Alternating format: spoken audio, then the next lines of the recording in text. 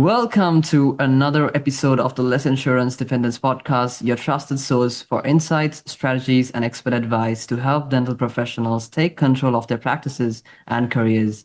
I'm your co-host, Lester D. Alwis, and today we're diving into a topic that's top of mind for many practice owners, and that is how to dramatically increase fee-for-service case acceptance and grow revenue without being tied to insurance reimbursements.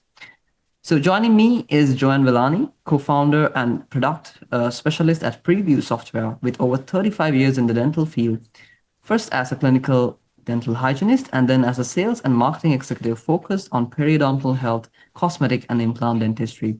Joanne is passionate about one core belief, and that is everyone deserves a smile they feel confident about.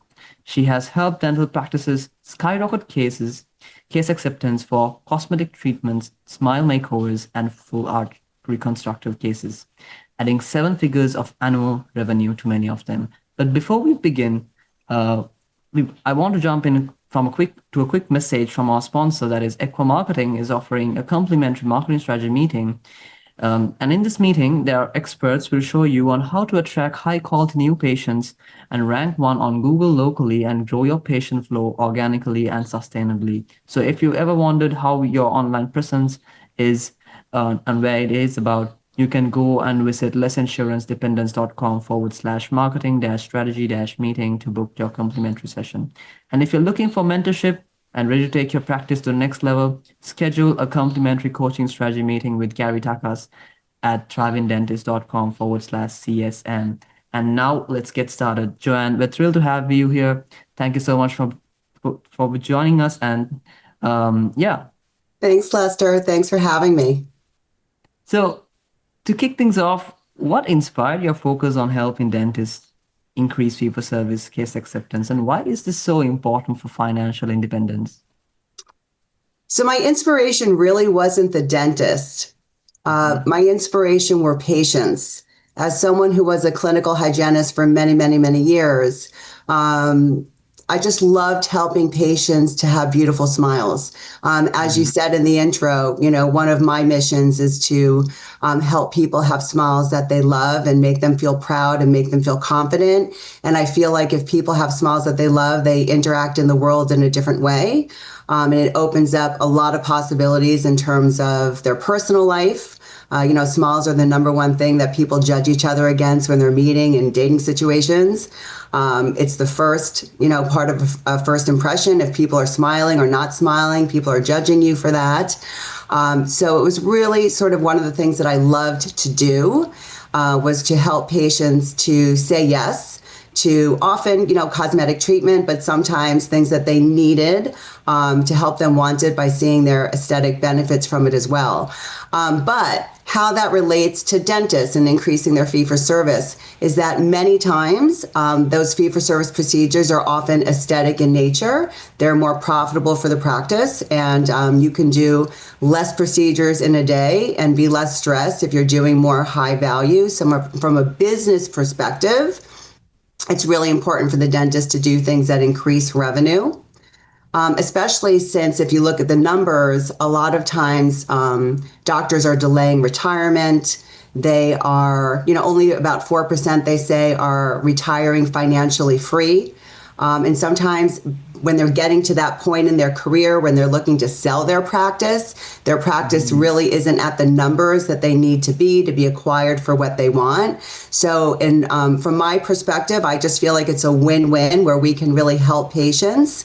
And by doing good for patients and offering them a higher level of service where we're also focusing on aesthetics or using aesthetics to help them to get the functional dentistry, which is often out of pocket, or fee for service, we can also help dentists build their practices. So it's a win-win, help patients and helping the business part of the dental practice.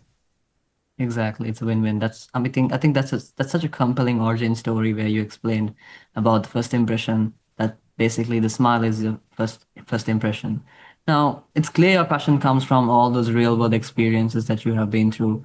And speaking of roadblocks, let's dig into roadblocks. So, in your experience, what are the most common barriers that prevent patients from saying yes to fee-for-service treatment plans? There's a lot of them, and there's so many that doctors don't even think about. The first reason patients don't say yes to treatment can often be because of trust, especially if it's a new patient in the practice. They just don't know us enough to say yes. And sometimes from a new patient, we don't know where that patient came from, what their experience was, and if that dentist diagnosed the same. And because there's really sort of a lack of standardization, I think, with patients where, they feel rightly or wrongly that if they could go to one dentist and that dentist says they need this, and they go to another dentist and they say, oh, no, you don't need that. Patients don't really know what to do. So they sort of need to wait from a new patient perspective and sort of keep coming back into their office and build the trust. So that would be one reason that they don't move forward. Another reason would be treatment was never discussed. It's really easy to talk to patients about things where there's an issue. You're in pain, your tooth is broken. It's often less comfortable for many dentists and dental hygienists to actually talk to patients about things that are purely aesthetic. They don't want to sell. They don't want to offend. So oftentimes they're waiting for those patients to ask them. And many times the patients actually don't ask them. So there's sort of a gap in things that were not discussed, and that is actually leaving a lot of money on the table. As a matter of fact, when we just talk about purely cosmetics, if you look at some of the research, they do say that practices can increase their revenue by 15 to 30% simply by focusing on aesthetics. And really, if we think about it, the aesthetic part, cosmetic dentistry, that's really the small side of this whole aesthetic boom. People are getting facelifts earlier than ever. Men are getting facelifts. Men are getting hair transplants. They're getting tummy tucks. Mommies are getting mommy makeovers. So a lot of people are investing in themselves to look good and feel good. But in dentistry, we kind of feel awkward about some of these conversations, so they don't happen. Another reason is the patient doesn't think it's a problem. We're not showing them concretely it's a problem. They're coming in and many times they're not having symptoms. So it's not a problem enough to them to acknowledge and agree that it actually needs to be fixed. Or if they think it might be a problem, they don't think it's worth the fee they're being asked to pay. People have different values in what they want to spend their money on. So a lot of times patients, especially when we look at fee for service, more comprehensive dentistry, elective care, cosmetic care, it can be very costly to the patient, often a car. So whenever we're asking a patient to pay something that is significant in cost to them, and significant in cost to them can be $1,000. Significant in cost to them could be $100,000 or anywhere in between. There are always some sort of process that the patient has to go through to see what is the cost and benefit, what am I getting? And unfortunately, when it's dentistry, a lot of times, especially if it's functional and something that is really needed, full mouth rehabilitation, for example, we're focusing on the function and health, which absolutely we should. But often what triggers the yes is like seeing the aesthetics, seeing the transformation and envisioning. So by not helping patients sort of understand the full benefits, they're not saying yes. And I'd say the last one probably, but this is really where doctors think this is the reason, is I would say finances. But I think that dentists who believe, and there are a lot that really believe this, and treatment coordinators as well, my patients want it. They just can't afford it. But if they could, they would do it. So it's purely a money issue. It's never purely a money issue. Sometimes it is the financing, but sometimes they can get that financing, but they're not willing to do it. If you talk to some of the financing companies, they'll say, yeah, people get approved, but they don't say yes. Money is expensive these days. It's at high interest rates. People are being asked to pay those interest rates. They're being asked to pay higher monthly payments or for a longer term. And they just don't want to do it because we haven't shown them all the value to do it. And they use finances as a smokescreen. And sometimes it's just out of fear. They don't want to make the wrong decision. Sometimes, and doctors don't realize it, especially if doctors are marketing for bigger cases or wanting to get into offering more comprehensive care in their marketing, people have other dentists they can go to. And when I started in dentistry, advertising was illegal.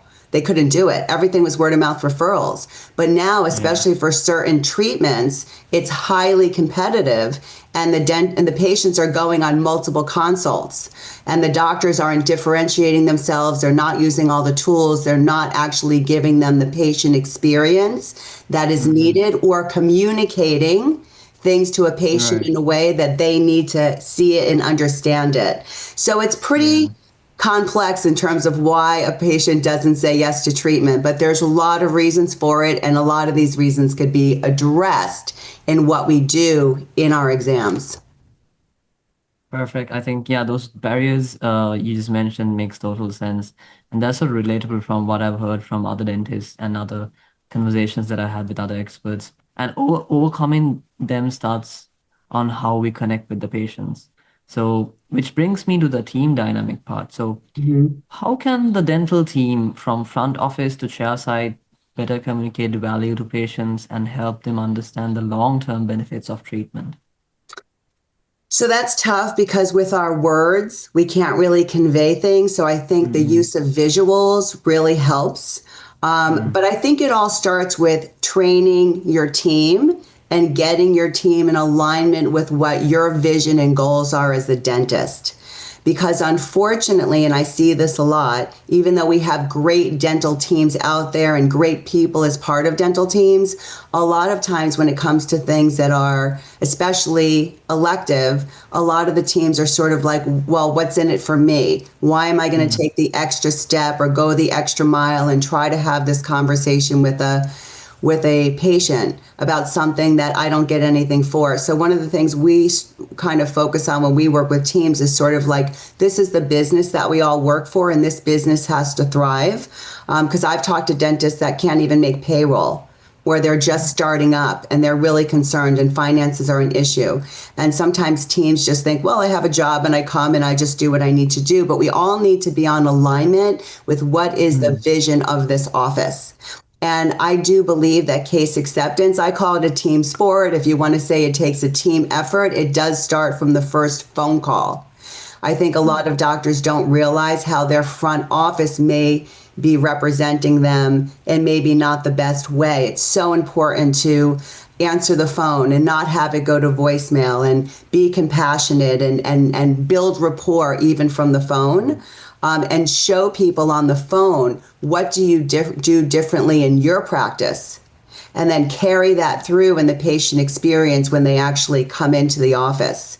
And it's all about everyone having the same mission and understanding that the patient does not have to choose your office.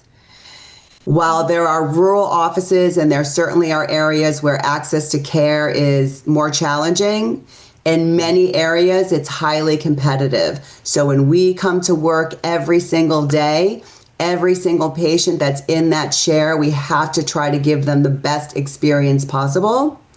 And I will say, when I started practicing, again, there was no advertising, but there were also no review sites like Yelp. And I do feel that there are a lot of reviews out there that are unfortunate and misguided, just because patients didn't go to dental school and they don't Mm-hmm. understand sort of what's needed. And they'll talk about the team and they'll talk about the tone in the office. So I think that offices really need, especially if you want to start doing more fee for service, and you are asking Yeah. people to reach into their pocket and pull out their discretionary income and give it to you when there are Yeah. just so many things they can spend that money on.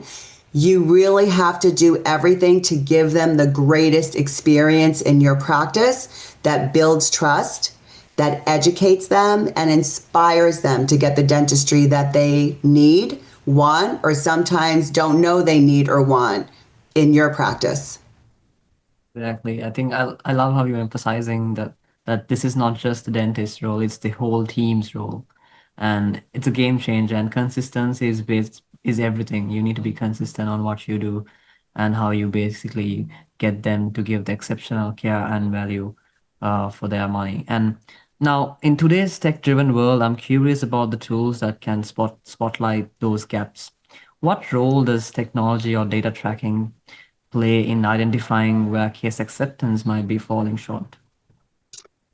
Well, shockingly, most offices, I would say, or many offices, they actually don't know their numbers. They don't Mm. even track case acceptance. So if you were to ask them, they think their case acceptance is a lot higher than it actually is.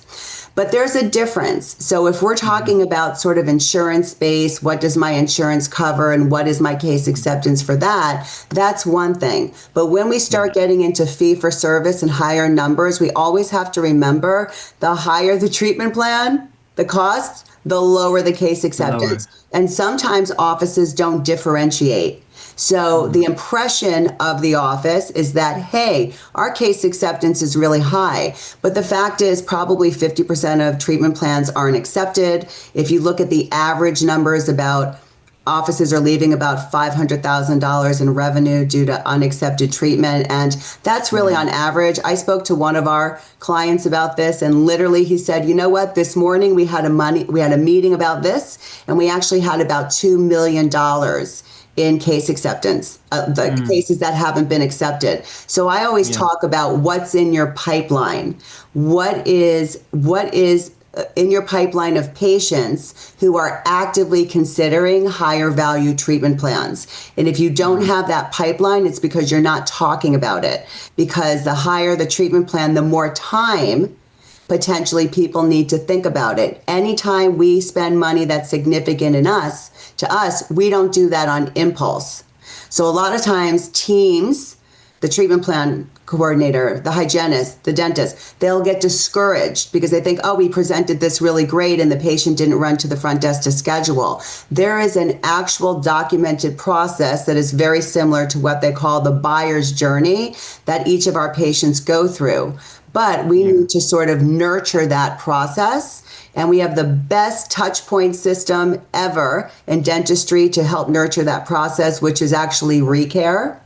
Mm. So, to answer your question, we really need to be tracking and actually understand what is our case acceptance, what are we leaving on the table, and then what is our plan, and what tools do we need to try to capture that revenue. And then from sort of what we do from a technology standpoint is we do full face smile simulations, and they can be created chair side. And from a technology standpoint, it just brings the use of visuals or pictures to the next level.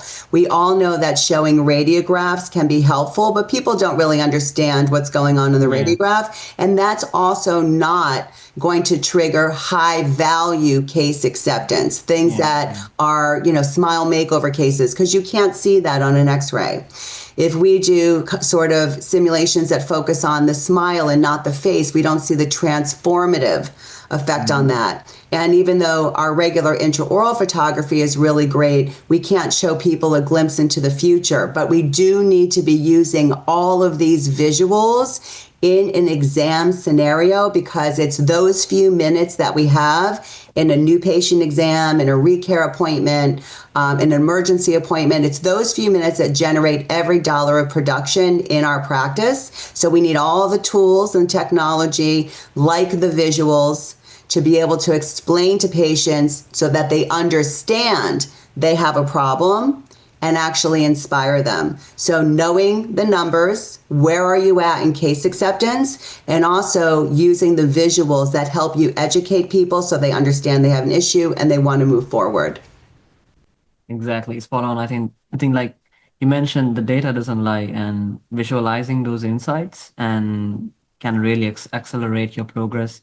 And I think the previous day when we spoke, you showed me some simulations, and I was actually, I was actually surprised to see it was actually very amazing to see those results after the whole simulation was working on. So I think that's something really a game changer, and most practices are not using the full potential for it for this. So now for They, practices, Can, yeah, can I just, I go want to ahead. add on that. They Yeah. think it's a nice to have and not a need to have. And the fact is, if Mm. you are doing fee for service, which is full arch, full mouth, elective, cosmetic, you need to help patients visualize. Otherwise, they will Exactly. not invest their money. So if you want to do fee for service dentistry, you have to be doing things like full face smile simulations.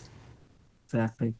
Now, For practices eyeing a shift away from insurance and for dentists who want to start reducing their insurance participation, how can increasing fee-for-service case acceptance support that transition? Yeah, because the office needs revenue, right? Mm, So mm, why do we take insurances, especially in a startup practice? We need instant patients.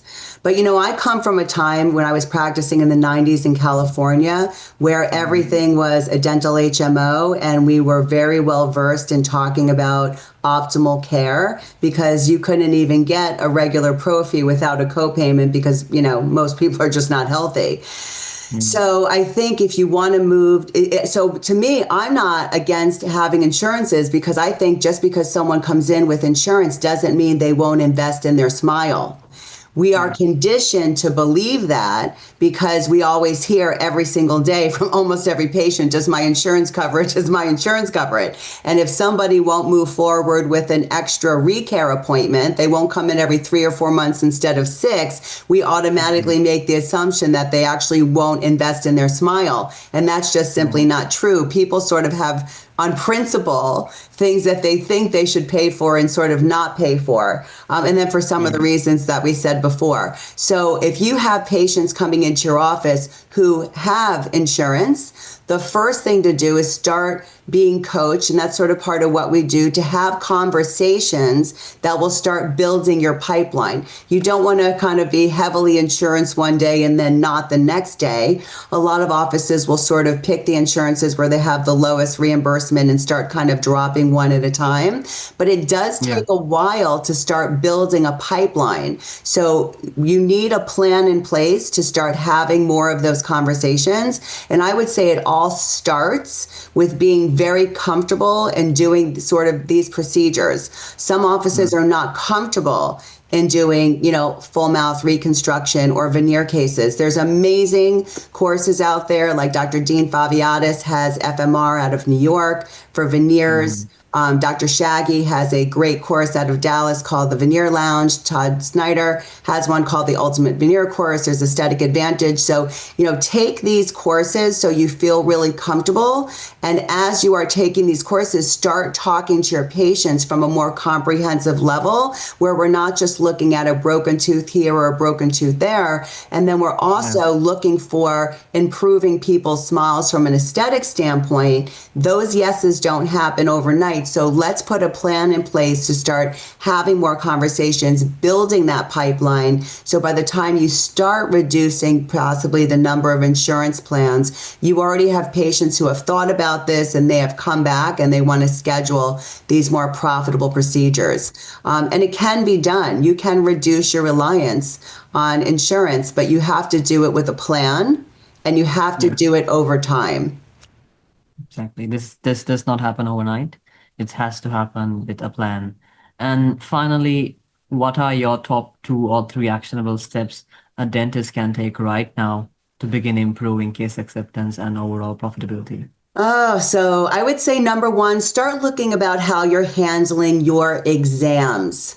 When Mm, patients come in for a new patient exam, when people come back for a recare appointment and you have an exam in that, those are your primary touch points with your patients to have the most effective, impactful conversations that you can, that can either yeah, get people to say yes to things they need right away or build your pipeline for things that may need to be put off or are not as important in that moment. So, how mm, long is your exams? I literally just spoke to an associate dentist who has 20 to 30 minutes to do a new patient exam, and she acts as the hygienist. And how are you going to have an effective conversation with a patient to build trust, build rapport, get them to see that the issues that they have are significant to really think about it. So look at the yeah, time that you're giving for your exams, look at the time that you're giving for your recare appointments, and then what are you doing in those appointments? Are they all absolutely necessary for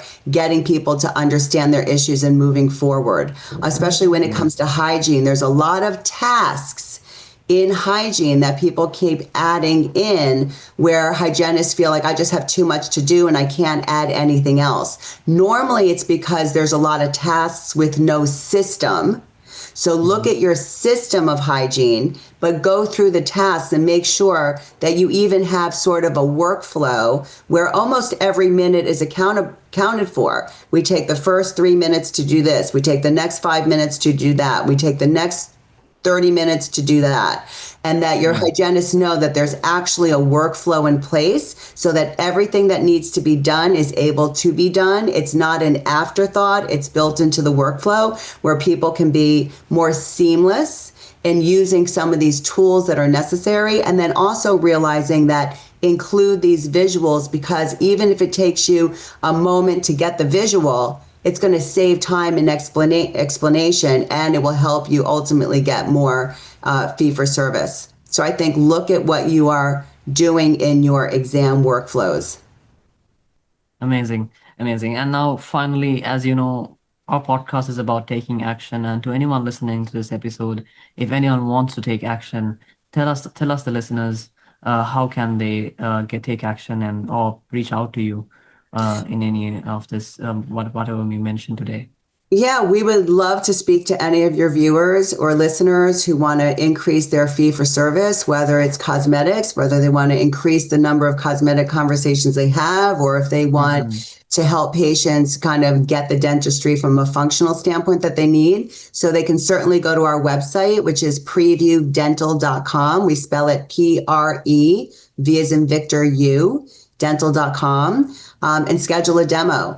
The demos that we do are very consultative. You know, we want to hear about your practice. We want to hear about what your goals are. We want to see how we can help you reach these Yeah. goals, because we really consider what we do to be revenue generating. And that's the purpose of us working and partnering with practices to help them grow their practice, just by doing better for their patients. So, website, schedule a demo, and we'd love to talk to them. Amazing, Joanne. Thank you so much for joining us today and sharing so much powerful and real world strategies for dramatically increasing fee for service case acceptance. Thanks for having me. Thanks for having me.